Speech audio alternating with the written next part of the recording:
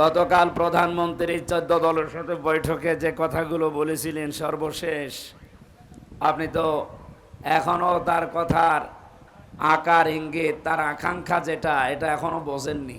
সেটা মিয়ানমার এখানে একটা খ্রিস্টান স্টেট বানাবে, বে অফ বেঙ্গলে একটা ঘাঁটি করবে, এয়ারবেস করে কার উপর হামলা করবে। যদি একটা দেশকে দেখানো হয়, কিন্তু সেটা তো না, আমি তো জানি আরো কোথায় যাবে। এই জায়গাটার উপরে অনেকেরই নজর, সেটা আমি হতে দিচ্ছি না। ও কাফের, কাফেরের জানাজা পড়া জায়েজ আছে? বলেন। মাওলানা মামুনুল হক আর আমি এক জায়গায় ছিলাম আপনাদের এই কাশিমপুরে, 3টা বছর পাশাপাশি রুমে। ওনাকে প্রতিদিন প্রায় মাঝে মাঝে আমারে বলতো, হামজা যদি বের হতে পারি জীবনে কোনো কাফেরের জানাজা পড়াবো না, যাবো না। বিষয়টা নিয়ে আপনার এত কঠিন কেন? মনে মাঝে মাঝে আমার ব্যাখ্যা দিত, দেখো কাফেরের জানাজা পড়া জেনে শুনে কি হারাম, কথা বলে না কেন? অনেক কালকে জানিয়েছিল পার্বত্য চট্টগ্রামের কয়েকটা জেলা এবং মায়ানমারের কিছু অংশ নিয়ে সাদা চামড়ার কিছু মানুষেরা নীরব আন্দোলন চালিয়ে যাচ্ছে। ইন্দোনেশিয়ার পূর্ব তৈমুর এবং দক্ষিণ সুদানের মতো তারা স্বাধীন খ্রিস্টান রাষ্ট্র ঘোষণা দেবে। এই জন্যেই তারা এয়ারবেস তৈরি করছে। আর আমরা আছি, নবী জন্মের পর থেকেই নবী ছিলেন না, তুমি দুনিয়া তৈরি হওয়ার আগ থেকে নবী ছিলেন না 40 বছরে নবী ছিলেন? আরে ভাই, এটা কি মরণের পরের কোনো সাবজেক্ট? বলেন। উল্টা পাল্টা জিনিসকে আপনি ইস্যু বানিয়ে আজ মানুষের ভেতরে যেটা আরম্ভ করেছেন, যেদিনে স্বাধীন দেশটা টোকরা টোকরা হয়ে খণ্ড বিখণ্ড হয়ে স্বাধীনতা হারিয়ে ফেলবেন, ওরা যদি সত্যি সত্যি প্রধানমন্ত্রীর এই আকাঙ্ক্ষা বা আশঙ্কা যেটা, এটা যদি সত্যে পরিণত করতে পারে, আর করবে, তার প্রমাণ পূর্ব তৈমুর আর দক্ষিণ সুদান, কিছুদিন আগের কথা। ওরা এইভাবে করেই কাজ করে।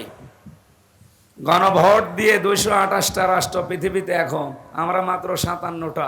কয়টা? আমরা মুসলিম রাষ্ট্র তামাম দুনিয়া মিলে মাত্র 57টা, আর বাকিগুলো সব ওই লাইনের।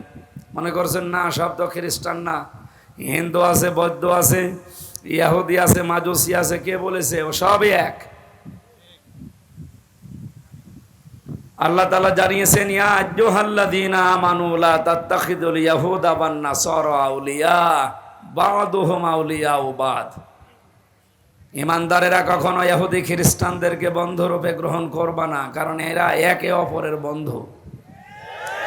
তার মানে 200 কোটি মুসলমান বাদ দিলে 650 কোটির উপরে মানুষ এখনো থাকে। ওরা বাকি জাতিতে যাই হোক, সব কিন্তু রসুনের পেছনের মতো এক। মুসলমান টাইট করার জন্য সব এক। এই জন্য ওনার এই আশঙ্কাকে যদি সত্যি সত্যি এই সাদা চামড়ার লোকেরা বাস্তবে রূপ দিয়ে ফেলে, আর রূপ দেবে। 17 সালে মাত্র এই বান্দরবন এলাকা, পার্বত্য এলাকাতে মাত্র 224টা গির্জা ছিল। এই 6-7 বছরের ব্যবধানে এখন গির্জার সংখ্যা 444টা। আপনি টের পাচ্ছেন কোথায় যাচ্ছে? খ্রিস্টান মিশনারি এবং কাদিয়ানীদের এই নীরব আন্দোলনের মাধ্যমে হাজার হাজার মুসলমানেরা, ওদিকে মায়ানমারের কিছু অংশ, যেহেতু ওই লাইনটা পার্বত্য চট্টগ্রাম একটা টার্নিং পয়েন্ট, গুরুত্বপূর্ণ কৌশলগত স্থান এটা, এবং শক্ত মজবুত কোনো রক্ষী না থাকার কারণে ওখানে একটা ভেজাল তৈরি করা সহজ। পাহাড়ি এলাকা এবং সাগর এলাকা হওয়ার কারণে মায়ানমার যেহেতু অত উন্নত না, বাংলাদেশ আমরা অত উন্নত না, এই 2 দেশটা থেকে কিছু কিছু জায়গা নিয়ে ওরা যদি একটা গণভোটের মাধ্যমে স্বাধীন খ্রিস্টান রাষ্ট্র ঘোষণা করে ওখানে এয়ারবেস যেহেতু বানানোর চেষ্টায় আছে, কাকে মারবেন আপনি এয়ারবেস তৈরি করে? তার মানে এখানে গোপন কোনো ষড়যন্ত্র হচ্ছে। আল্লাহ পাক বলেন, ওয়াংসালনা ইলাইকা যিকরা লিতুবায়্যিনা লিন-নাস মা নুযিলা ইলাইহিম ওয়া লাআল্লাহুম ইয়াতাফাক্কারুন।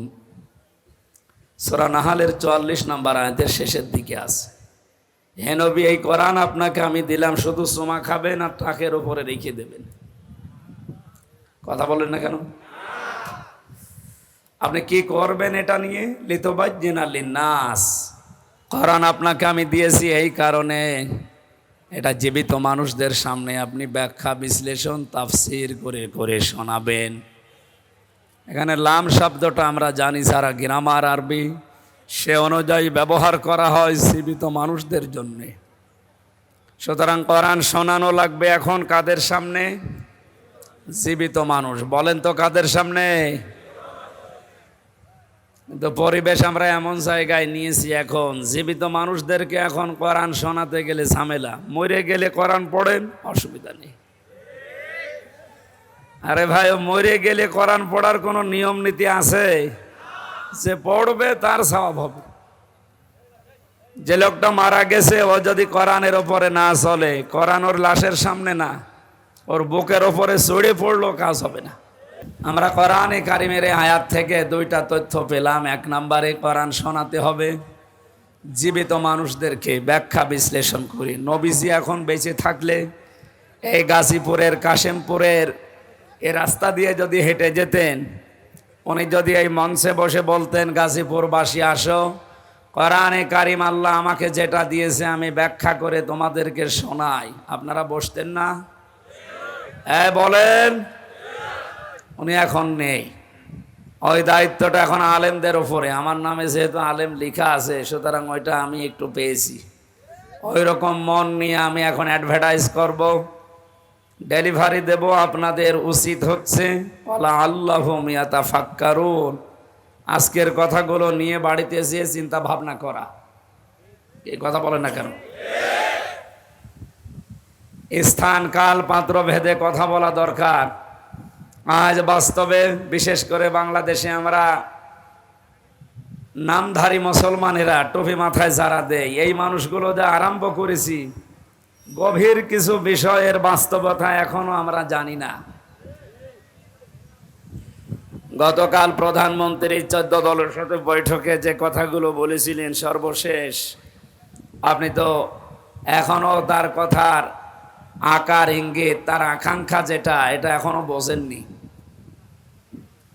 উনি কালকে জানিয়েছিল পার্বত্য চট্টগ্রামের কয়েকটা জেলা এবং মায়ানমারের কিছু অংশ নিয়ে সাদা চামড়ার কিছু মানুষেরা নীরব আন্দোলন চালিয়ে যাচ্ছে। ইন্দোনেশিয়ার পূর্ব তৈমুর এবং দক্ষিণ সুদানের মতো তারা স্বাধীন খ্রিস্টান রাষ্ট্র ঘোষণা দেবে। এই জন্যে তারা এয়ারবেস তৈরি করছে। আর আমরা আছি, নবী জন্মের পর থেকেই নবী ছিলেন না, তুমি দুনিয়া তৈরি হওয়ার আগ থেকে নবী ছিলেন না 40 বছরে নবী ছিলেন? আরে ভাই, এটা কি মরণের পরের কোনো সাবজেক্ট? বলেন। উল্টা পাল্টা জিনিসকে আপনি ইস্যু বানিয়ে আজ মানুষের ভেতরে যেটা আরম্ভ করেছেন, যেদিনে স্বাধীন দেশটা টুকরা টুকরা হয়ে খণ্ড বিখণ্ড হয়ে স্বাধীনতা হারিয়ে ফেলবেন, ওরা যদি সত্যি সত্যি প্রধানমন্ত্রীর এই আকাঙ্ক্ষা বা আশঙ্কা যেটা, এটা যদি সত্যে পরিণত করতে পারে, আর করবে, তার প্রমাণ পূর্ব তৈমুর আর দক্ষিণ সুদান, কিছুদিন আগের কথা। ওরা এইভাবে করেই কাজ করে। গণভোট দিয়ে 228টা রাষ্ট্র পৃথিবীতে, এখন আমরা মাত্র 57টা। কয়টা?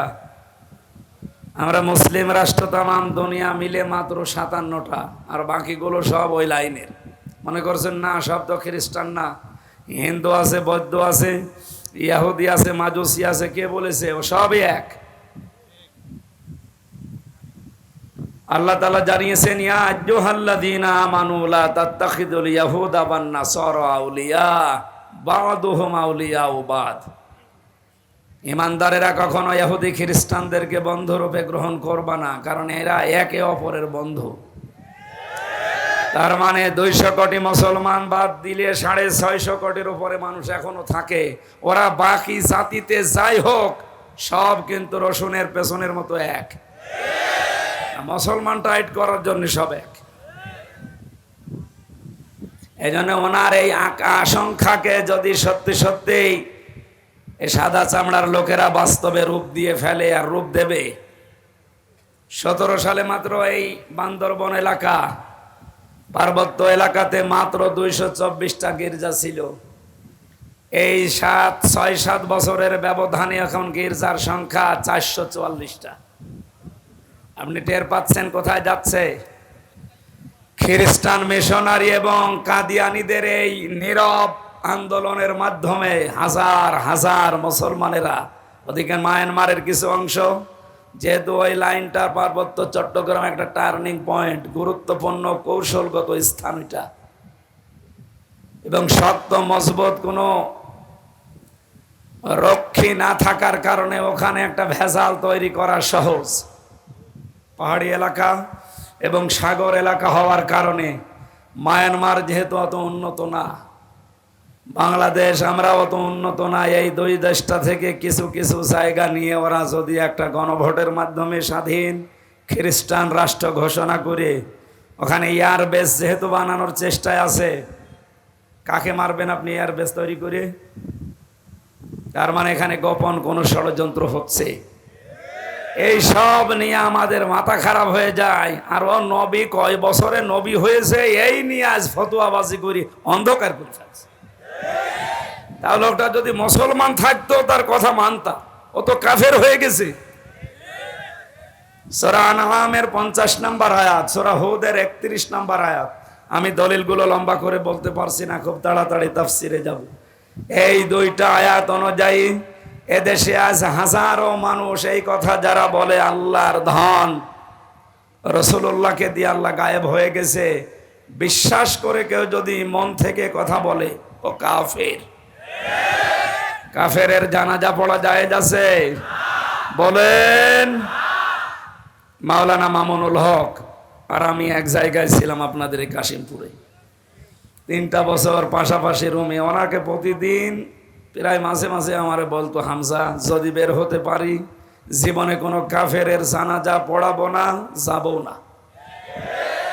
বিষয়টা নিয়ে আপনার এত কঠিন কেন? মনে মাঝে মাঝে আমার ব্যাখ্যা দিত, দেখো কাফেরের জানাজা পড়া জেনে শুনে কি হারাম? কথা বলে না কেন? রাসূলুল্লাহকে আল্লাহ নিষেধ করেছিলেন তার চাচার জানাজা পড়তে, কবরে যেতে।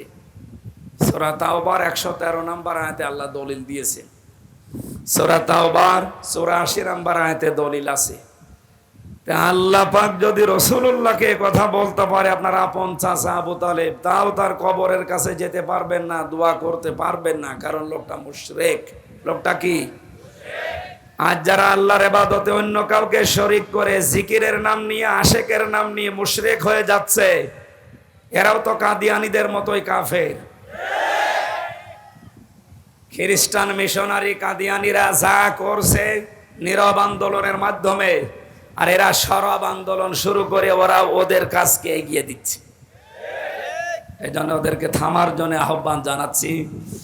আমরা আছি এই ঝামেলায়, আর এ কি শুরু করেছে আল্লাহ জানে। এই জন্য কথাগুলো যেগুলো আজকে কোরআন থেকে বলা হবে, এই কথাগুলো নিয়ে আপনি বাড়ি যেয়ে চিন্তা ভাবনা করবেন। এই দায়িত্ব আল্লাহ আপনাকে দিয়েছে, যেহেতু আপনি ময়দানে এসেই পড়েছেন। আমার দায়িত্ব সঠিকটা তুলে ধরা, আপনার দায়িত্ব হচ্ছে এই কথাগুলো সঠিকভাবে চিন্তা ভাবনা করে আমল করা। আল্লাহ একটা আমাদের প্র্যাকটিক্যাল লাইফে সেট করার তৌফিক দাও, বলেন আমিন। দরুদ আর সালাম পড়ছি, খুব তাড়াতাড়ি করছি, কণ্ঠটা আজ কয়েকদিন ধরে বসে গেছে। খলাকাল ইনসান আল্লামাহুল বায়ান। আল্লাহ বলেন মানুষ বানিয়েছি আমি, আর কথা বলা শিখিয়েছি আমি। আমার আগে যিনি কথা বলছিলেন যে আল্লাহ আমাদেরকে কুকুর, শ্রীগাল, হাঁস, মুরগি এ সমস্ত সৃষ্টি না বানিয়ে আশরাফুল মাখলুকাত বানিয়েছে। খালাকাল ইনসান, মানুষ বানিয়েছে কে? আল্লামাহুল বায়ান, মানুষকে কথা বলা শিখিয়েছে কে? বিজ্ঞান এখন এই কথাটা নিয়ে প্রমাণ করছে। বিজ্ঞান জানিয়েছে মানুষকে এই কয়েক ইঞ্চি জায়গা থেকে এক একটা কথা বের হতে 27টা স্তর পার করা লাগে। 27টা স্তরে ধাক্কা লাগার পরে একটা কথা তৈরি হয়। যদি কোনো স্তর দুর্বল হয়ে যায়, কথা বের হতে চায় না, গা গু শব্দ হয়, এই যেটা আমার হচ্ছে। তার মানে 27টা স্তর এখন আমার ক্লিয়ার না, হয়তো কিছু কিছু স্তর আল্লাহ দুর্বল করে দিয়েছে। এ দায়িত্বটা কার? কণ্ঠ উনি দিয়েছে, উনি যেন আমার কণ্ঠটা কিছু সময়ের জন্য ছেড়ে দেন, বলেন আমিন। সূরা রদের 19 নম্বর আয়াতটা পড়েছি। কয় নাম্বার আয়াত? 43টা আয়াত আছে, 3টা রুকু আছে। মদিনায় নাজিল হয়েছে, মাত্র একটা আয়াত পড়েছি। এখান থেকে আমরা তাফসির আকারে কথা বলবো। আপনি যেহেতু পোস্টার করেছেন তাফসিরুল কোরআন মাহফিল, এটা বন্ধ করে দিন। এই ছেলে, বন্ধ করে দিন। এটা বন্ধ করে ফ্যান এখানে এমনি কাজ করে দিন। ওই পেছনের মানুষ আবার ডিস্টার্ব করবে, এমনি কাজ করে ফেলে রাখেন।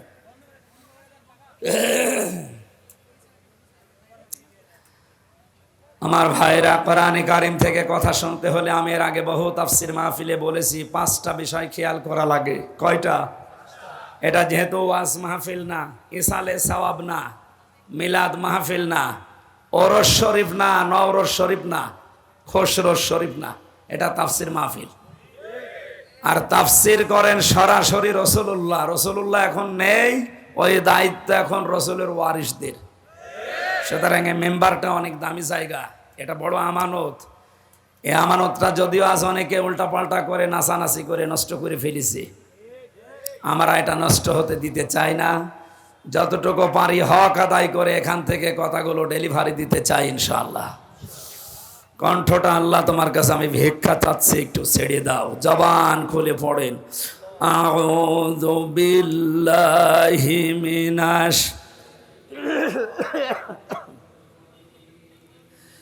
বিসমিল্লাহির রহমানির রহিম।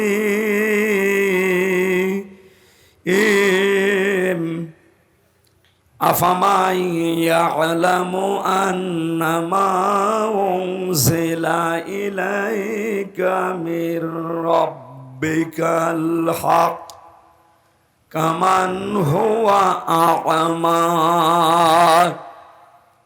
ইন্নামা ইয়াতাযাক্কারু উলুল আলবাব।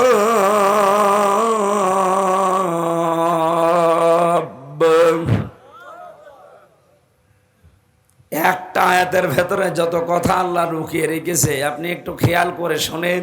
এই আয়াতে আপনাকে আজকে জান্নাতের পথ দেখিয়ে দিতে সক্ষম ইনশাআল্লাহ।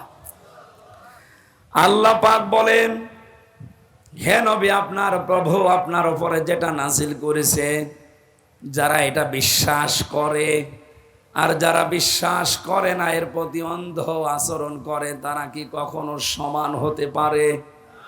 শুধুমাত্র বুদ্ধিমান যারা, এই মানুষগুলো আল্লাহর উপদেশ গ্রহণ করে থাকে। এখন থেকে আমরা 24 নম্বর আয়াত পর্যন্ত এই 5টা আয়াতে আল্লাহর যে উপদেশগুলো আছে, যারা বুদ্ধিমান আমরা, এরপরে আছে নির্বুদ্ধিমান যারা, তাদের কথা আছে, ওগুলো আমাদের দরকার নেই। আমরা বুদ্ধিমান হতে চাই আল্লাহর ভাষায়। কি হতে চাই? আল্লাহর কোরআন থেকে এই 5 আয়াতের তাফসীর শোনার মাধ্যমে আমরা যেন বুদ্ধিমান হয়ে ময়দান থেকে বিদায় নিতে পারি, বলেন আমিন। বুদ্ধিমান কারা? বেশি দিন ক্ষমতায় আছে যারা, বিভিন্ন কায়দা করে তারা, টাকা পয়সার মালিক যারা, বৈধ অবৈধ দেখা দেখি নেই তারা, বলেন। এরা তো বুদ্ধিমান নয়, এদের জন্য ভয়ঙ্কর কথা কোরআনে কারিমের সূরা মারিজের 19 নম্বর আয়াতে আল্লাহ দিয়েছে। আল্লাহ রাব্বুল আলামিন বলেন, কাল্লা ইন্নাহা লাযা, কখনোই না, অবশ্যই তাকে আমি লাযা নামক জাহান্নামের দরজা দিয়ে প্রবেশ করাবো। নাযাআতাল লিশাওয়া, যে ঘরে প্রবেশ করার সঙ্গে সঙ্গে চামড়া খসে চলে যাবে।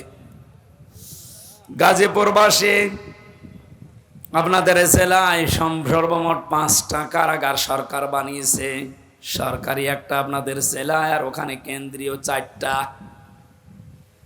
এখানে শাস্তির ব্যবস্থা আছে বিভিন্ন অপরাধের জন্য। ভেতরে আমরা দেখেছি এমন কোন ঘর আমি পাইনি এই 4টা কারাগারে যেখানে গেলেই মানুষের চামড়া খসে যায়, না, নেই। রিমান্ডে যে 10 দিন ছিলাম, ওখানেও আমি এমন ভয়ঙ্কর জায়গায় আমাকে নিয়েছে, মাটির নিচের ঘরে। তো গেলেই চামড়া খসে যায়, এমন জায়গা আমি পাইনি। হ্যাঁ, নখ তুলে নেয়, এগুলো আমি জিনিসপত্রও দেখেছি, মেশিন পত্র, যে হুজুরে যে এগুলো দিয়ে আমরা নখ তুলি। আপনার না, আপনাকে আমরা দেখাচ্ছি, এগুলো তুলি তাদের যারা অস্ত্র মামলায় ধরা পড়ে, যারা মার্ডার মামলায়, তাদের আমরা এগুলো তুলে নিই। তার মানে আমাকে জিনিসপত্র দেখিয়ে যেটা বলতে বলবে ওইটা যেন আমি বলি।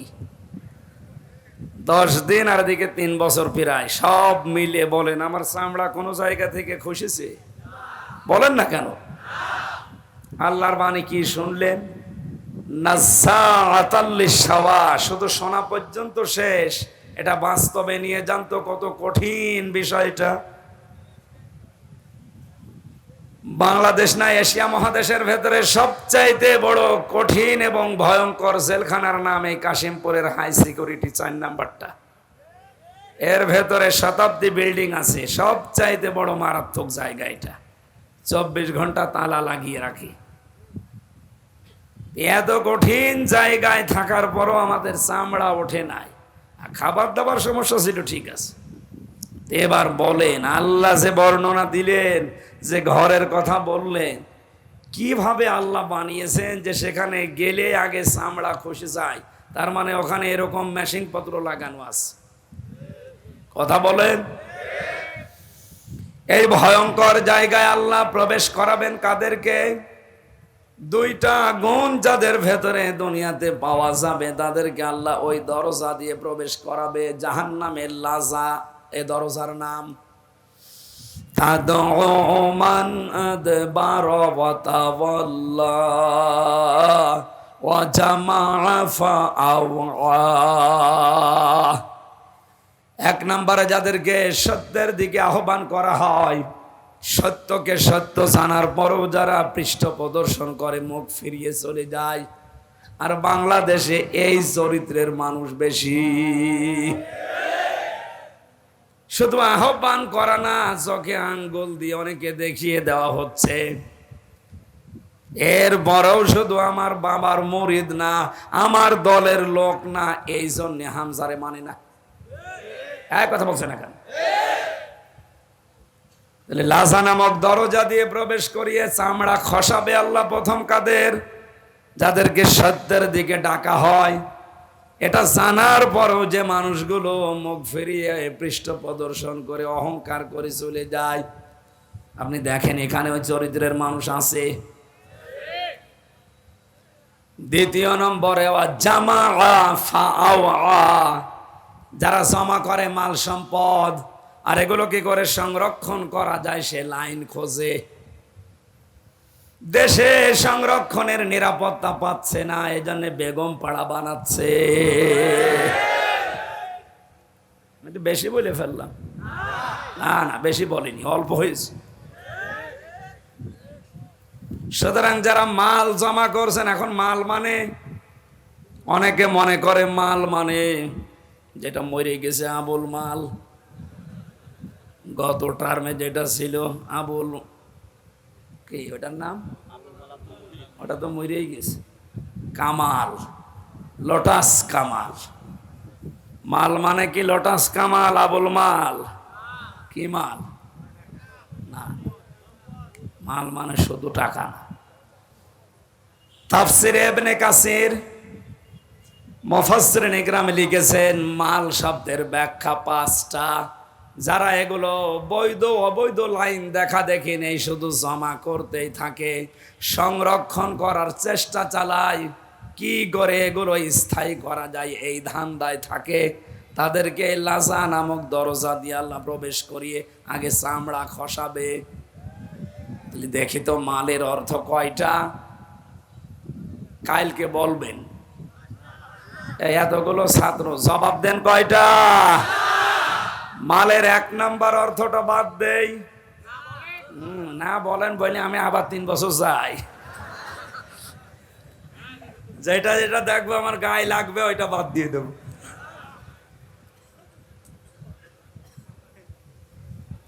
মালের প্রথম অর্থই হচ্ছে চেয়ার। এই চেয়ার না, ক্ষমতার চেয়ার। কারণ এই চেয়ারে তো কোনো ক্ষমতা নেই। 1834 জনের চেয়ারের ক্ষমতা আছে। চেয়ার মানে যে এই চেয়ার নাকি? এই চেয়ারের কোনো ক্ষমতা আছে? তারপরে উনি সাবেক তো নেই, বর্তমান হলেও কাউন্সিলের মতো হইতো, সাবেক হয়ে গেছে। তাহলে বাস্তবতা কি? চেয়ার মানে বাংলাদেশে 1734টা চেয়ার, মেন চেয়ার। প্রধানমন্ত্রী শেখ হাসিনা থেকে শুরু করে এই এলাকার উপজেলা চেয়ারম্যান পর্যন্ত যারা আছে, এই 1734টা চেয়ার, এগুলো মাল। এগুলো কি? এগুলো যারা সংরক্ষণ করা, জমা করা আর কি করে স্থায়ী করা যায় এই চিন্তা ভাবনায় আছে। আমি মনে হয় বেশি ভেতরে চলে যাচ্ছি, একটু উপর দিয়ে যাই। এমনি ঝামেলায় আছে, আরো নিচে দিয়ে যেতে বলছে। দ্বিতীয় নম্বরে মাল মানে প্রভাব প্রতিপত্তি। 3 নম্বরে মাল মানে টাকা পয়সা, অর্থ সম্পদ। 4 নম্বরে মাল মানে অস্ত্র শস্ত্র। 5 নম্বরে মাল মানে নেককার স্ত্রী। করতে গেলে আপনারা উল্টা দিকে নিয়ে যাবেন। এমনি আমি যা বলি ওটা খালি উল্টা বোঝে মানুষ। আমার যে মামলা দিয়েছিল ওটা নাকি জেলখানা এখনো আছে। এই গত হাজিরায় ওরে নিয়ে এসেছিল। ওরে এর আগে একবার দেখেছিলাম জেলের ভেতরে, আর এই হাজিরার দিন দেখলাম। আমি মনে করলাম জিজ্ঞাসা করে যে তুমি জেলখানার ভেতরে তো এমনি না, কোথায় এসে সিরাজগঞ্জ থেকে একটা ভাঙা কাঁচি নিয়ে এসেছে, সংসদ ভাঙবে। সংসদ কাঁচি দিয়ে ভাঙা যায়? বোম মারলে ওড়ে না, আরো কাঁচি নিয়ে এসেছে পাগল সে সিরাজগঞ্জ থেকে। পুলিশে ধরেছে, বলছে আমির হামজার ওয়াজ শুনে আমি উদ্বুদ্ধ হয়েছি, এই জন্যে আমি ভাই ওইসব দরকার নেই, আমি যা বলি আপনারা উল্টো বোঝেন এই পাগলের মতো। আমি শুধু তা মানে একেবারে কারোর শরীরে যেন না লাগে এরকম তাফসির করে যাচ্ছি।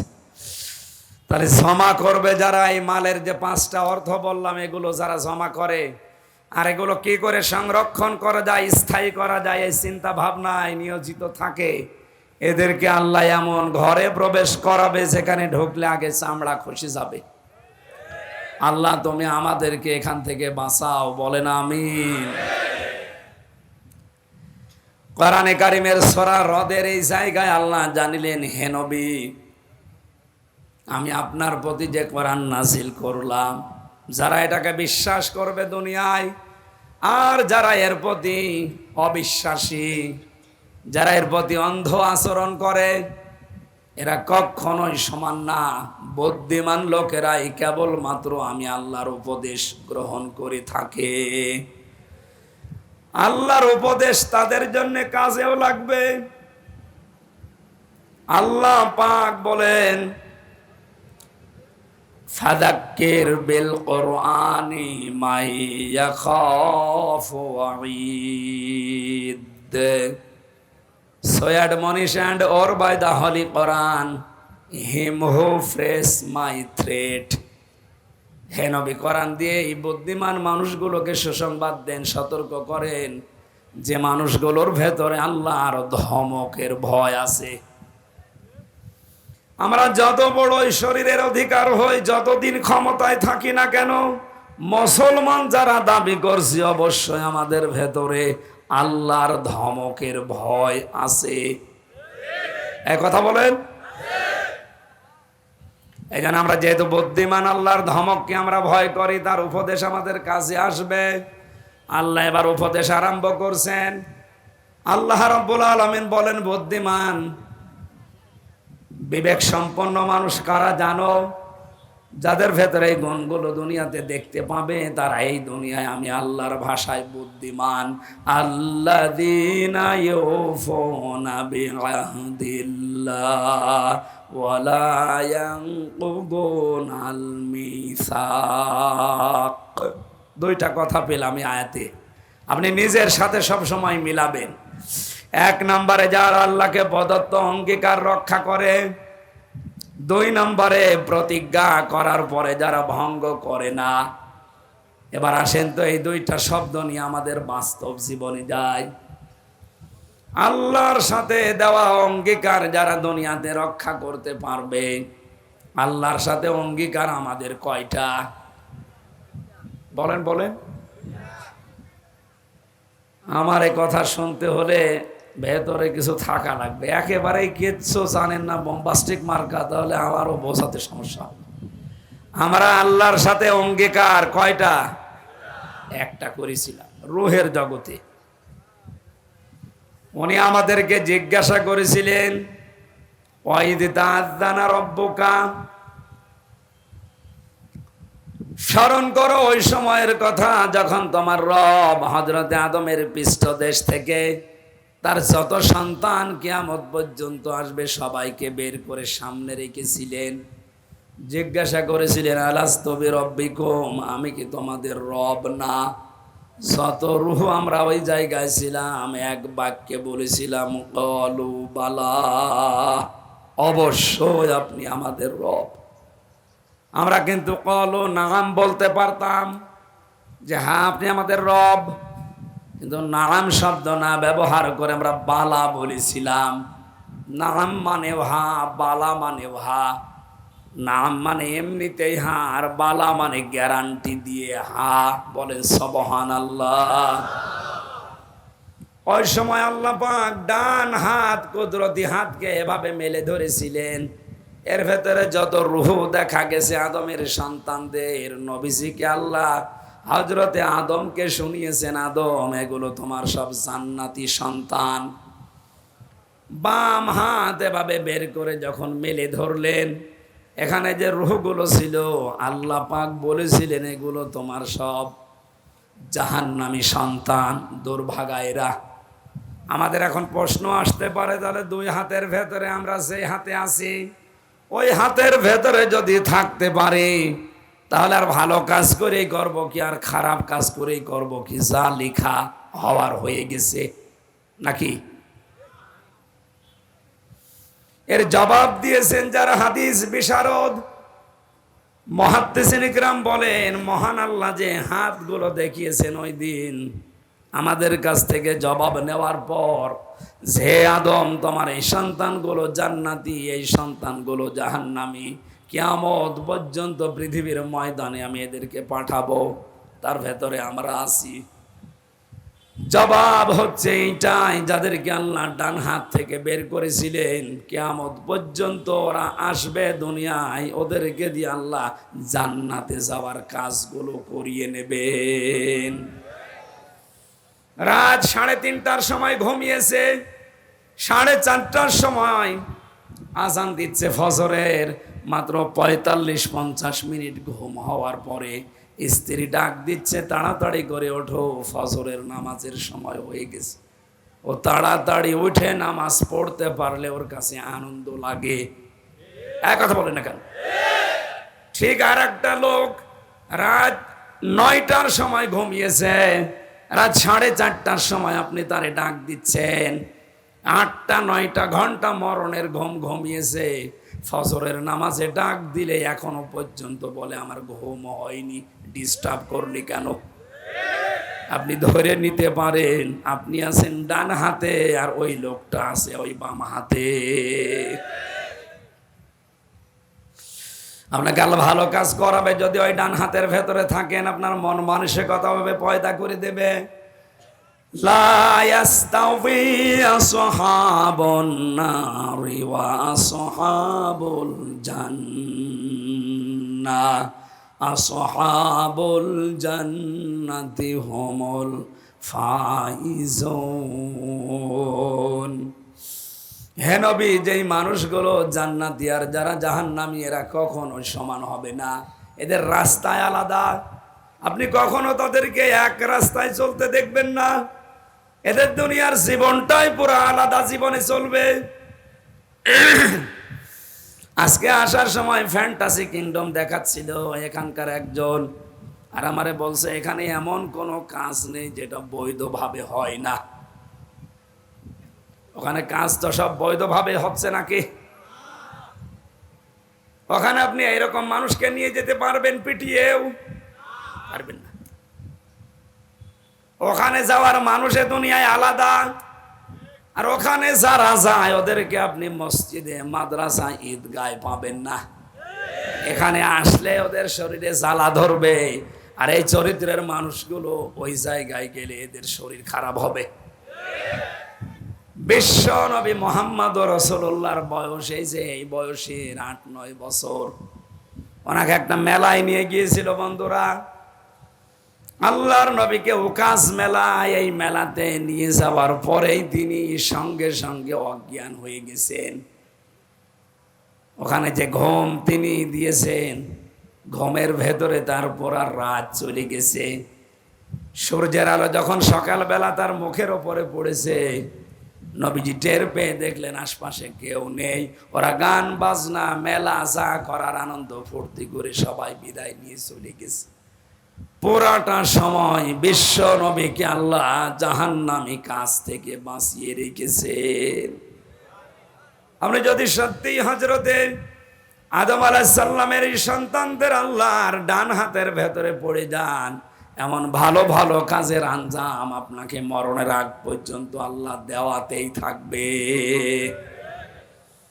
হ্যাঁ, এখানে কিছু নিয়ম নীতি আছে। আপনাকে এই ভালো ভালো কাজ পাওয়ার পরে শুকরিয়া আদায় করা লাগবে আল্লাহর। লাইন শাকারতুম লাযিদান্নাকুম ওয়া লাইন কাফারতুম ইন্না আযাবি লাশাদীদ। যদি আমার নিয়ামতের শুকরিয়া আদায় করো, আমি আল্লাহ ওইটা বাড়িয়ে দেব। নিয়ামতের শুকরিয়া আদায় আমরা বাংলাদেশের মানুষ একটা বুঝি কি, সেটা টোটি পর্যন্ত খাবারের পর একটা ঢেকর তুলে বলে আলহামদুলিল্লাহ, হয়ে গেল।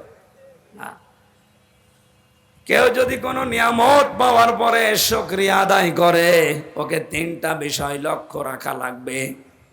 উনি যে কাউন্সিলর, আমি যে এখানকার প্রধান বক্তা, উনি যে প্রধান অতিথি, প্রত্যেকটা বিষয় আমার আল্লাহ বলেন ভালো হোক আর মন্দ হোক, প্রতিটি জিনিস আমার বান্দা বান্দীদের জন্য পরীক্ষা। সূরা ফজরের ভেতরে আল্লাহ এই তথ্যগুলো দিয়েছেন। ফাম্মাল ইনসানু ইযা মাবতালাহু রাব্বুহু ফাকরামাহু ওয়া না'আমাহু ফায়াকুলু রাব্বি আকরামান ওয়া আম্মা ইযা মাবতালাহু রাব্বুহু ফাকদারা আলাইহি রিজকাহু ফায়াকুলু রাব্বি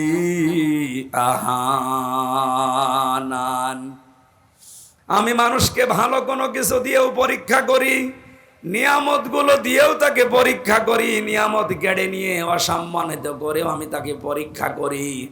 সুতরাং আজ যারা ক্ষমতায় আছেন, এটা আপনার পরীক্ষার বিষয়। আবতাগি ফীমা আতাকাল্লাহু দারাল আখিরাহ। আপনাদের উচিত হবে ক্ষমতাটা আল্লাহর দ্বীনের, ইসলামের, মানবতার পক্ষে কাজে লাগিয়ে আখিরাতের ঘর নিজের জন্য তৈরি করে নেওয়া। তাহলে আপনি আল্লাহর ভাষায় বুদ্ধিমান হবেন। অথচ ক্ষমতা পেয়ে অনেকে আজ আখিরাতের ঘরের পরিবর্তে জাহান্নাম তৈরি করে রাখছে। আমি আল্লাহর সাথে অঙ্গীকারের বিষয় বোঝাচ্ছিলাম। একটা অঙ্গীকার ওই সময় বলেছিলাম, কালু বালা, অবশ্যই আপনি আমাদের রব। রবের ভেতরে আমরা 19টা শর্ত লুকিয়ে রেখেছিলাম। রবের পুরা অর্থ আপনি দেখবেন অভিধানে। রব শব্দের অর্থ 19টা। কয়টা? বলেন। এবার একটা একটা করে মিলাবেন নিজের জীবনে, 19টা পাওয়া যায় কিনা। 1 নম্বরে রব মানে যিনি লালন পালনকারী। আপনি বলেন তো নিজের মনের দিকে তাকিয়ে, এ কথা কি আমরা 100% আল্লাহকে বিশ্বাস করে মানতে পারি যে আল্লাহ আমার লালন পালনকারী? না না, এটা তো চামড়ার মুখের কথা। আমাদের মনে, আমি সহ প্রত্যেকের মনে এখনো পর্যন্ত প্রায় 100 ভাগের 80 থেকে 90 ভাগ পর্যন্ত এই বিশ্বাস, আমার লালন পালন করা, খাওয়া দাওয়ার ব্যবস্থা, এটা আমার চাকরির দ্বারা হয়। এই না বলছেন মানে? আমাদের মনের অবস্থা বললাম আমি। এটা আমার ব্যবসার দ্বারা হয়, এটা আমার জমি জায়গার দ্বারা হয়, ঘর ভাড়ার দ্বারা হয়। কথা বলেন না কেন? অথচ এই জায়গায় বলেছিলাম আপনি আমাদের রব। আল্লাহ বলেন আন তাকুলু ইয়াউমাল কিয়ামা ইন্না কুন্না আন হাযা গাফিলিন। এই কথাটা দুনিয়ায় যাওয়ার পরে যেন তোর ঠিক থাকে, এটা যেন গাফেল হয়ে যাবি না, কারণ কিয়ামতে কিন্তু আবার এইটা প্রশ্ন করা হবে। গাজীপুরবাসী আল্লাহর সাথে অঙ্গীকারের প্রথম যেটা আমি দেখছি, এটা আমরা ফেল করে ফেলেছি। আমাদের মনের ভেতরে এখনো বদ্ধমূল ভাবে এই ভরসা তৈরি হয়নি যে চাকরি, ব্যবসা, ঘর ভাড়া এটা আমার মাধ্যম। আসলে আমাকে খাওয়াতে পারে শুধুমাত্র কে? খাবার চারিদিকে তৈরি করে ফেলে রাখা আছে। আল্লাহ এমন একটা অসুখ আমাকে দিতে পারে যে অসুখের কারণে একটা খাবারের দিকেও তাকানো সম্ভব না। কত ধনী ধনী মানুষকে আমি এদেশে দেখেছি। বাংলাদেশের যারা বড় বড় 10 জন ধনী, তার ভেতরে প্রায় 8 থেকে 8 জনের সাথে আমার মেশা হয়েছে অলরেডি, কম বেশি। সবচাইতে বড় ধনীর তালিকায় পাবেন আপনি আকিজ গ্রুপকে। 10 জনের ভেতর আর একজন না। ওদের সাথেই তো কয়েক বছর, জেলে যাওয়া 3 বছরের আগে ওদের সাথেই তো ছিলাম।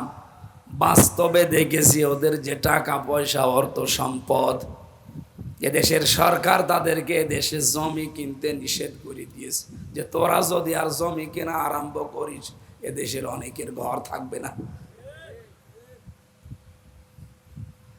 কয়েকদিন আগে ওনার একটা ছেলে জেলে যাওয়ার আগে মারা গিয়েছিল, শেখ আব্দুল মমিন।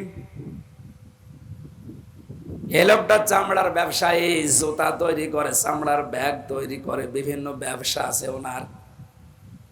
এত মেধা নিয়ে চলতো লোকটা, খুব বড় লম্বা চওড়া না, একটু বাটা লোক, কালো দেখতে, চেহারাও ভালো না। কি আল্লাহ এমন দিয়েছে, কোরিয়া থেকে লেখাপড়া করিয়েছে, ওইটা কাজে লাগিয়ে বাংলাদেশের শীর্ষ ধনীদের ভেতরে একজন। খাবার খেতে পারতো না। বাংলাদেশের সবচাইতে বড় তাফসির মাহফিল দিত ওনার বাবার নামে, আকিজ ফাউন্ডেশন খুলনা। 40-50 লক্ষ টাকা খরচ করে দিত। উদ্দেশ্য ওনার বাবা যেন কবরে শান্তি পায়। যারা আলোচক হয়েছে তো ওখানে আমি সহ, মাওলানা মিজানুর রহমান আজহারি, মাওলানা তারেক মনোয়ার ভাই সহ যারাই গিয়েছি, এই সিরাজগঞ্জের এখান থেকে মাছ কিনে নিয়ে যেত, টাটকা মাছ, আলেমদের খাওয়াবে, নিজে খেতে পারতো না। এই চাতে গলা উঠবে না ভাই।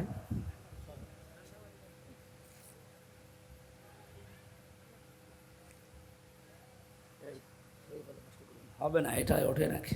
ডাক্তারে আমারে বলে আপনি 10 দিন কথা বলবেন না। তো ডাক্তারের কথা শুনতে গেলে আজকে এখানে আসা হইতো? আর এখানে না আসলে আপনারা তো দোয়া করতেন নাকি? না, বলতেন হুজুরের গলা ভেঙে গিয়েছে, আসেনি, ও গলা আরো ভেঙে যাক, হুজুর মরে যায় যাক, আমার ওয়াজ শোনা লাগবে। যে গরু দিয়ে চাষ করে খাবেন, ও গরুই যদি মরে যায় চাষ করবেন কি দিয়ে? অন্তত আমি একটু টিকে থাকি। আসলে আপনারা তো খাবার দাবার ভালো দেননি। বলেন কই, আমরা তো দিতাম না। বাইরের খাবার ওখানে ঢোকা নিষেধ। গাজীপুর কাশিমপুরের হাই সিকিউরিটি জেল, এইটা আলাদা। এখানে বাইরের খাবার ঢুকতে দেয় না। ভেতরে আপনি যা পাবেন তা। বলেন কেন, ভালো খাবার রান্না হয়? হ্যাঁ হয়, ভালো খাবার রান্না হয়, শুধু ওই তেলাপিয়া মাছ আর পাঙ্গাস। কাল খাস বলে রেখে দেয়। জীবনে কোনোদিন পাঙ্গাস খেয়েছি কিনা মনে নেই, কিন্তু 3 বছরে ওইটা ছাড়া আর কিছু পাইনি। ভেতরে কোনো মাল মশলা নেই, সব ফাঁপা হয়ে গেছে। স্বাভাবিক হতে কিছুদিন সময় লাগবে। বের হয়েই তো ছোটাছুটি বেশি হয়ে যাচ্ছে। এখন মনে হচ্ছে যে ভেতরে থাকাই ভালো ছিল, কিন্তু একটু কষ্ট হইতো। কণ্ঠটা যদি আল্লাহ ছেড়ে দিত আর আগের স্বাভাবিক অবস্থায় থাকতো, 1.5-2 ঘন্টা তাফসীর করা কোনো আয়াতের ওপরে আল্লাহর দিকে তাকিয়ে বসে, কোনো ব্যাপার না, কিন্তু কণ্ঠ সাপোর্ট করছি না। কথা বলতে গেলে কেন যেন বুকে ব্যথা উঠছে। তাহলে আল্লাহ যে রব শব্দের 19টা অর্থ আমরা তাফসীরে পেলাম, একটাই প্রথমে আমরা ফেল করে বসে আছি। রব মানে লালন পালনকারী। এটা এখন থেকে আল্লাযীনা ইউফুনা বিআহাদিল্লাহ, বুদ্ধিমান তো ওরা যারা আল্লাহর সাথে কি তো অঙ্গীকার পূরণ করে। আমরা প্রথমটাই ব্যর্থ, 2 নাম্বারটা একটু কড়া, এটা বলবো। রবের 2 নাম্বার অর্থ, রব মানে আইনদাতা। এটা শুনলেই কিছু মানুষের চুলকানি আরম্ভ হয়ে যায়।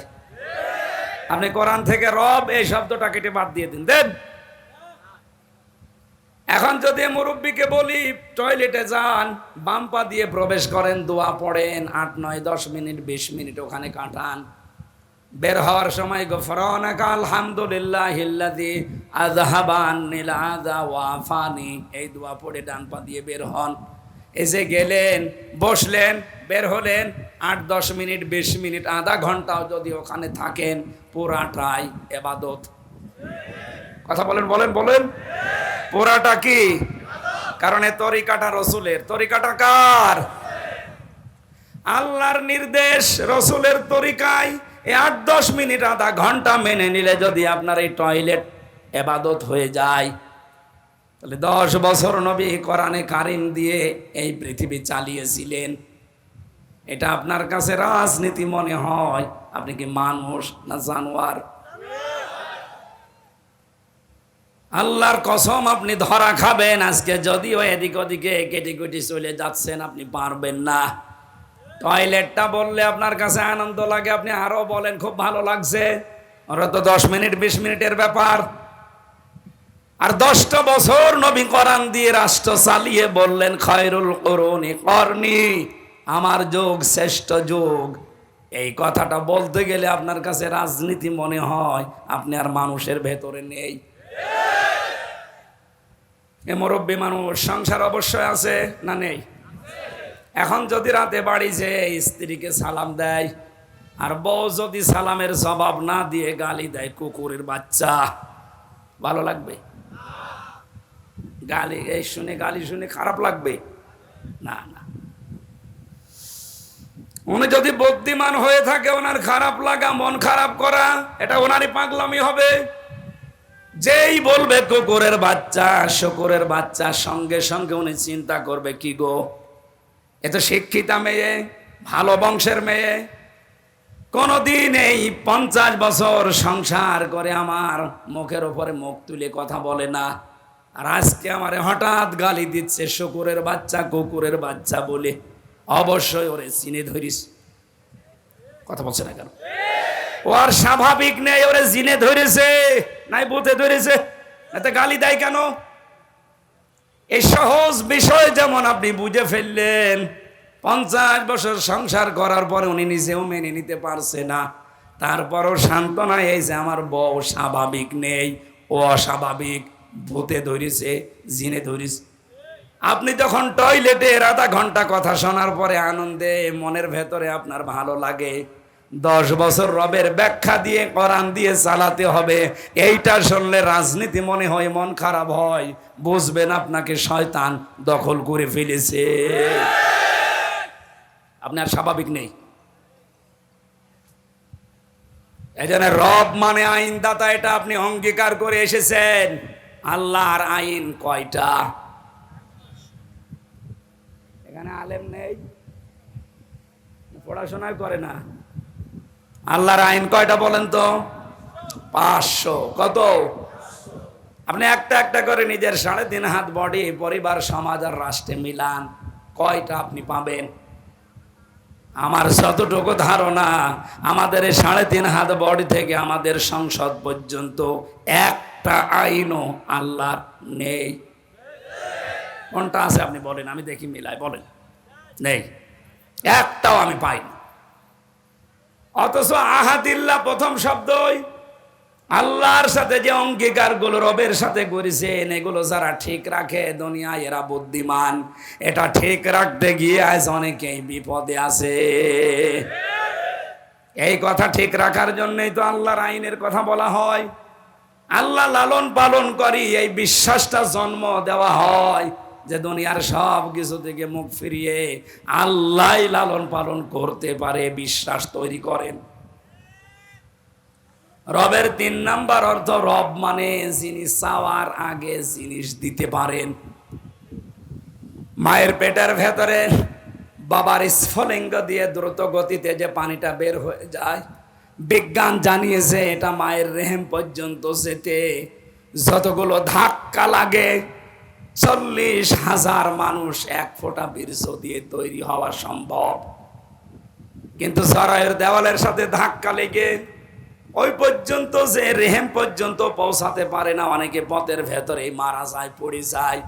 ওখানে হয়তো শুধু হামজা গেছে আর হামজার ওই বোনটা গেছে, বাকি আর কেউ যেতে পারে নাই। অথচ আমার বাবার ওই 2 ফোঁটা বীর্য দিয়ে 80,000 হামজা বানানো সম্ভব ছিল। আমাকে আল্লাহ ওখানে নিয়ে যাওয়ার পরে 40 পাল্টাতে থাকেন। 6 মাস বয়স হয়ে যাওয়ার পরে আমার খাবারের প্রয়োজন দেখা দেয়। বিজ্ঞান জানিয়েছে, আয়াতটা গবেষণা করে, ফালিয়ানজুরিল ইনসানু মিম্মা খুলিকা মিম্মা দাফিক ইয়াখরুজু মিন বাইনিস সুলবি ওয়াত তারাইব। এই যে সলবন, এটা 1 বছর, তারাইব বহু বছর। সলবন বলা হয় ছেলেদের লজ্জাস্থান, আর তারাইব বলা হয় মেয়েদের লজ্জাস্থান। ছেলেদের ক্ষেত্রে আল্লাহ 1 বছর দিলেন, মেয়েদের ক্ষেত্রে আল্লাহ বহু বছর দিয়েছেন। আমার প্রশ্ন এটা, সন্তান জন্ম দিতে বাবার কোনো ভূমিকা নেই? আমার মনে হয় আলোচনা একটু উপরের হয়ে যাচ্ছে, আপনারা বুঝতেছেন?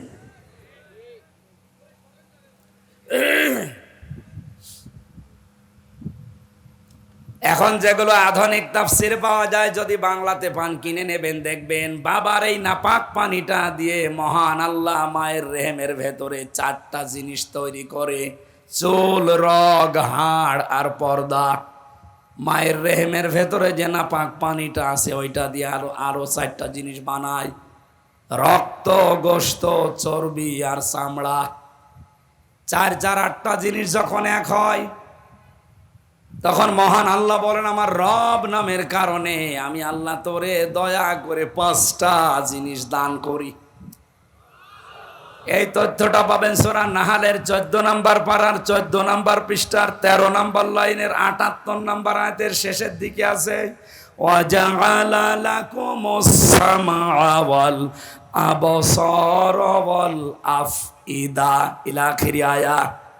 আল্লাহ পাক বলেন, শ্রবণ শক্তি, দর্শন শক্তি, বাক শক্তি, আকেল শক্তি আর ঘ্রাণ শক্তি, এই 5টা আমার রব নামের খাতিরে তোরে দান করি। ও গাজীপুরবাসী, একটাও যদি আল্লাহ কম দিতেন, আপনি আসতেন দুনিয়ায় কিন্তু অপূর্ণাঙ্গ হয়ে। বিচারক যিনি মাত্র 11 বছর বয়সের একটা ছেলেকে ডাক দিচ্ছে, অন্ধ ছেলেটা, ওরা কোরআন শরীফ ওর সিনার ভেতরে এত সুন্দর তেলাওয়াত করলো। বিচারক বলছে, বাবা তোমার যে চোখ নেই, তোমার কি আল্লাহর প্রতি কোনো অভিযোগ নেই? ছেলেটা চোখের পানি ফেলে দিয়ে বলছে, বিচারক আমার আল্লাহর প্রতি কোনো অভিযোগ তো নেই, আমি আরো বেশি সন্তুষ্ট। বিচারক বলছে, কি তোমার চোখ নেই, তুমি দেখতে পারো না এই বয়সেই? ওরা করার মুখস্থ করে ফেলিস, আর আল্লাহর প্রতি তোমার কোনো অভিযোগ নেই? কেন কেন অভিযোগ নেই বলো তো? ছেলেটা যে কথা বললো ওটা শুনে আমিও কেঁদে ফেলেছি। ছেলেটা ডাক দিয়ে বলছে, বিচারক আমি কিন্তু কোরআনে কারিমের শুধু হাফেজ না, পুরাটা আমার মাতৃভাষায় আয়ত্ত করা আছে। সুম্মা লাতুসালুন্না ইয়াউমাইযিন আনিন নাঈম, কিয়ামতের দিন প্রতিটি জিনিস ধরে ধরে আল্লাহর কাছে হিসাব দেওয়া লাগবে। মহান আল্লাহ যখন আমাকে একা একা ডাকবে, আব্দুর রহমান এদিকে আয়, আমার সামনে দাঁড়া, এখানে একটা ভুল নিরসন করা দরকার। অনেক মানুষের ধারণা আছে যে কিয়ামতের দিন মনে হয় বিভিন্ন পীর সাহেবরা লক্ষ লক্ষ মানুষ নিয়ে আসবে, তাদের সামনে আমিও যাব। সূরা মরিয়ম 16 নম্বর পারার 10 নম্বর পৃষ্ঠা 15 নম্বর লাইনের শেষ নাম্বার রুকুর 95 নম্বর আয়াত এটা, ওয়াকুল্লুহুম আতিহি ইয়াউমাল কিয়ামাতি ফারদা। আল্লাহ পাক বলেন কিয়ামতে প্রতিটি মানুষকে আমি আল্লাহর সামনে দাঁড় করাবো, স্রেফ একা একা। কয়জন করি? সুতরাং যারা একথা ছড়িয়েছে যে পীরের মরিদ হলে অসুবিধা নেই, ওরা তোরা জান্নাতে নিয়ে যাবে, এটা বানানো কথা। কারণ কিয়ামতে আপনার পীর সাহেব আপনার সাথে থাকবে না। একথা বলছে না কেন? এই নিশায় তো অনেকে দুই পীরের মুরিদ হয়, যে দুই জন ধরে হাত ধরে এভাবে দেবে জান্নাতে চলে যাব। কে বলেছে আপনাকে? আপনি তো উঠবেন আল্লাহর সামনে। কয়জন? আরো জোরে, আরো জোরে বলেন। এই ছেলেটা বলছে, উস্তাদ বিচারক, আমি যখন একা আল্লাহর সামনে দাঁড়াবো, মহান আল্লাহ আমার পা থেকে মাথা পর্যন্ত জিজ্ঞাসা করবে নিয়ামত একটা একটা করে, আমার মুখটার উপরে তালা লাগিয়ে দেবে। আলিয়াউমা নাখতিমু আলা আফওয়াহিহিম ওয়া তুকাল্লিমুনা আইদিহিম ওয়া তাশহাদু আরজুলুহুম বিমা কানু ইয়াকসিবুন। পা থেকে শুরু করে যখন একটা একটা করে আসবে, চোখের কাছে আসার পরে আমি আল্লাহকে বলবো, মাবুদ একটু দাঁড়ান, তুমি আমার চোখের সম্পর্কে জিজ্ঞাসা করো, অথচ জন্ম থেকে তো আমার চোখ ছিল না। এতগুলো নিয়ামতের হয়তো কম বেশি জাতা বলে আমি তোমাকে বুঝিয়েছি, কিন্তু চোখের ব্যাপারে আমরা প্রশ্ন করলে আমি জবাব দিতে পারবো আশা করছি। আল্লাহ তুমি আমাকে চোখই দাও, নিয়ে নিয়ামতের জবাব দেব কি দিয়ে? যার যেটা থাকে না ওই লোকটাই জানে যে কি নেই তার কাছে। আমার যেহেতু কণ্ঠ এখন নেই, কয়েকদিন আমি বারবার এখন আল্লাহর কাছে ধর্ণা দিচ্ছি, আল্লাহ তুমি কণ্ঠটা একটু ভিক্ষা দাও। আপনার এখনই যদি বাক শক্তি, আপনার আকেল শক্তি যেটা জ্ঞানের, এটা যদি আল্লাহ রহিত করে দেয়, আপনি নিজের পায়খানা নিজে খাবেন। এক কথা বলছেন কেন?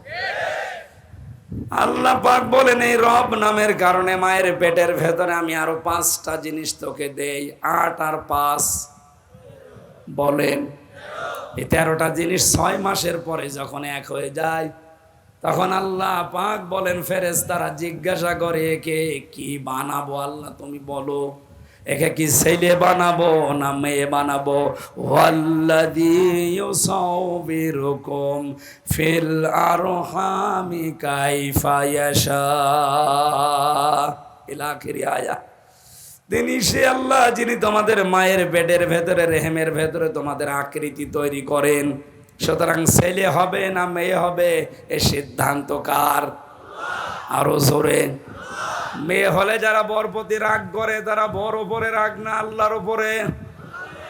আল্লাহর সিদ্ধান্তের ওপরে কেউ যদি রাগ দেখায়, ওর ঈমান আর থাকবে? এজন্য আশা করছে এই মূর্খতা কেউ আর করবেন না। ওটা আপনার স্ত্রীর যদি হাত থাকতো, 2টা মেয়ে হওয়ার পরে জীবন ও আর একটা মেয়ে নিত না, ছেলেই হওয়াইতো।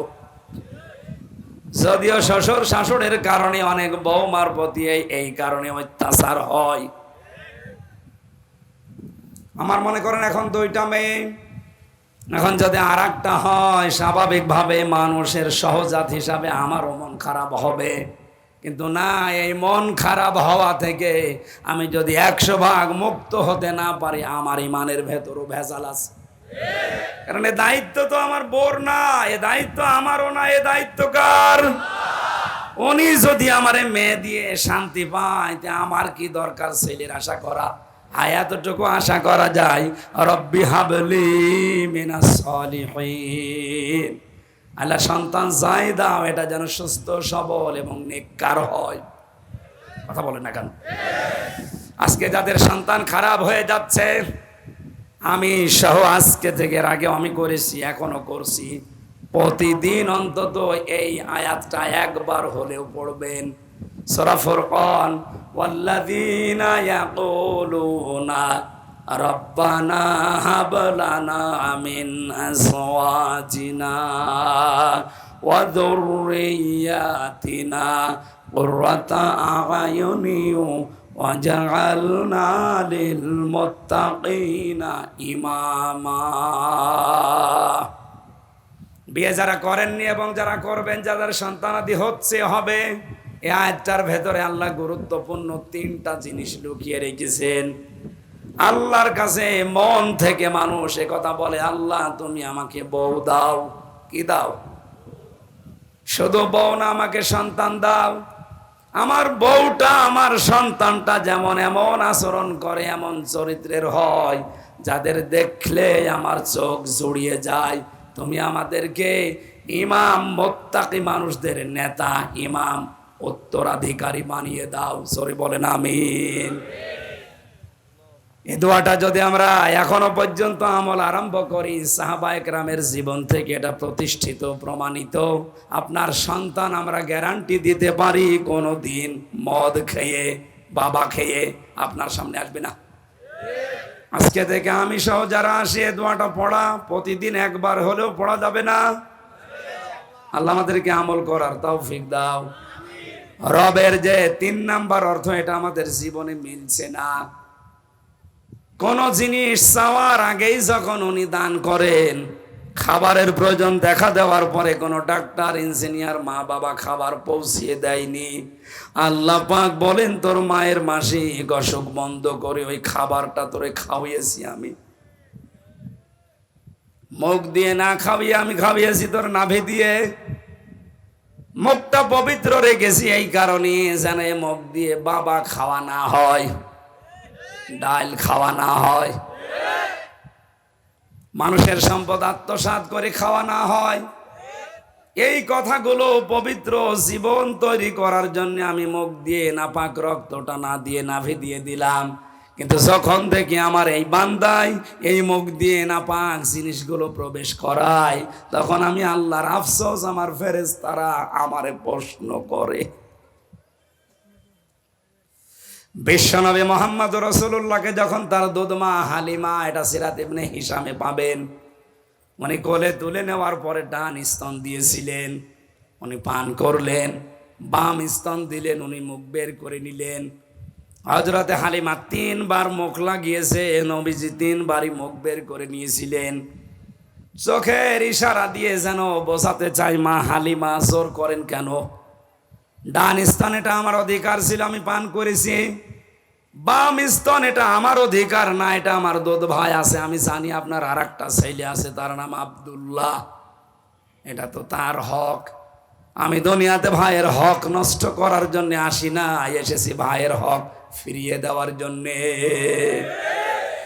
যেই নবী মায়ের কোলে বসে ভাইয়ের হক ফিরিয়ে দেয়, সেই নবীর উম্মতেরা আজ ভাইয়ের জমি জাল দলিল করে কাশিমপুরে জেল খাটতেছে।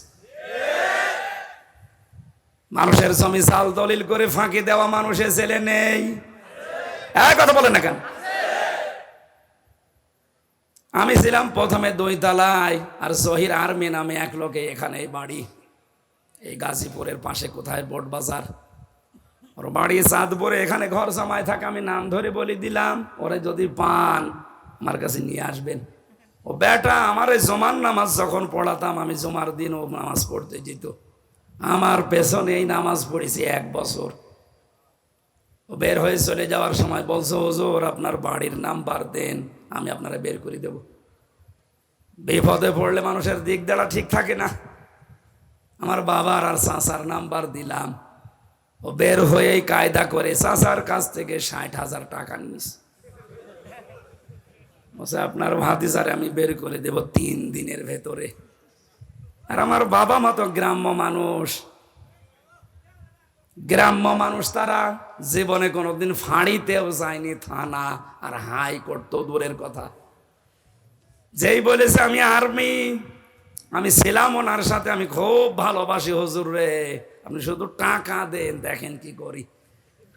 টাকা দিয়েছে আবেগে, 55,000 সঙ্গে সঙ্গে দিয়েই দিয়েছে। বলছে 5,000 থাক, আমি মোবাইলে নেব। বললা 3 দিন না, 3 মাস না, 3 বছর চলে গেল, ওর আর খবর নেই। পরে আমি যোগাযোগ করেছি বাবার সাথে, চাচার সাথে, বলে ও কল দিলেই রাগ করে।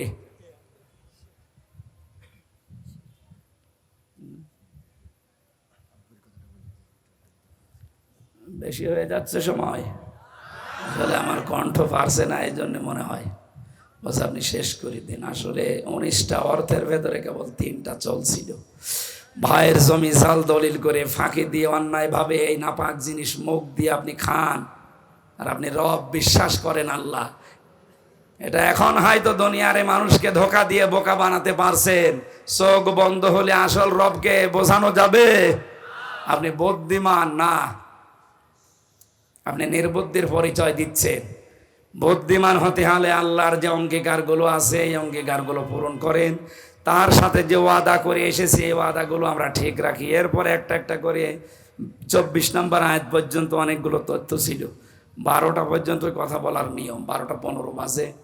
আমি জেলখানাতে যে 2টা বই একটু টাচ করেছিলাম, বাইরে এসে লিখেছি। দাম্পত্য জীবনে, পারিবারিক জীবনে মানুষের যে পরকীয়া প্রেম, এগুলো নিয়ে একটা বই লেখা আছে। এখানে আছে কিনা জানি না, আছে গাড়িতে আছে, ডান হাতে গাড়িতে আছে। নিয়ে মেয়েকে আগে পড়াবেন, নিজের বউকে পড়াবেন, মা, মেয়ে, বোন, ফুফু এদেরকে দেবেন। আশা করছি পারিবারিক জীবনের দাম্পত্য কলহ কাটবে ইনশাল্লাহ।